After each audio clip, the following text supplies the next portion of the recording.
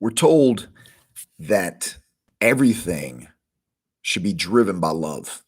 As believers, that's what we're told. That's what we're commanded, that do all things in love. Speak the truth in love, to love thy neighbor as thyself, to love the Lord your God with all your heart, soul, mind, and strength. So it should all be about love. This is the Warrior Podcast, episode 94. Let's talk about the ultimate motivation. So, as I'm studying Galatians over and over again for probably 4 or 5 weeks now, reading every chapter, that's how I like to do it, and I want to encourage you to do the same.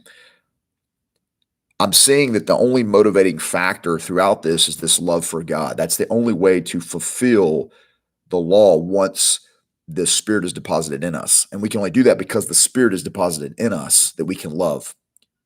The following of the law is to love your neighbors yourself. If you want to do something, do it for your love for God and what He's done for you. And most of the way to express that is by loving your neighbor, loving the household of faith above all. So it's this love as the driving force. Now we got to be careful here because the world has a different definition of love than God gives us in His Word. And so we got to be very careful that we don't overlay the world's definition onto God's definition of love. So what is God's definition of love? It is a holy love. It is a love that's propelling ourselves, our brothers and sisters, our neighbors, our enemies towards knowing Christ and Him crucified, towards knowing the love of God for His creation, that He would send His Son to die for it.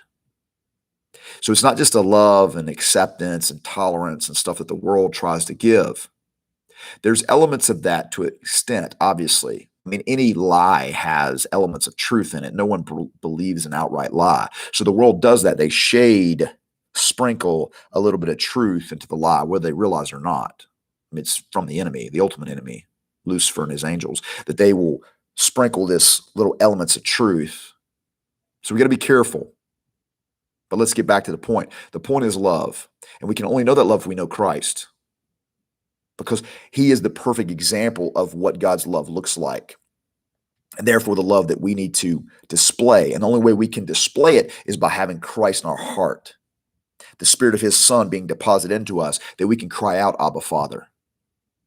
If you don't have that, you can't do that. I know that offends some, but so be it. The flesh always gets offended by the Spirit. That's how these things work. So back to our point.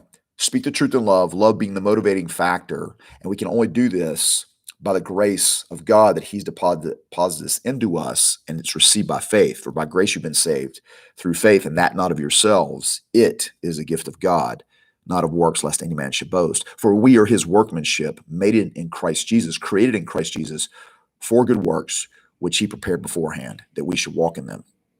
And these good works are good works of love. And sometimes love is tough. It's the father's love, the disciplined love. Sometimes it's the mother's love, which is very soft and accommodating. Mom can be tough too, but you understand the point.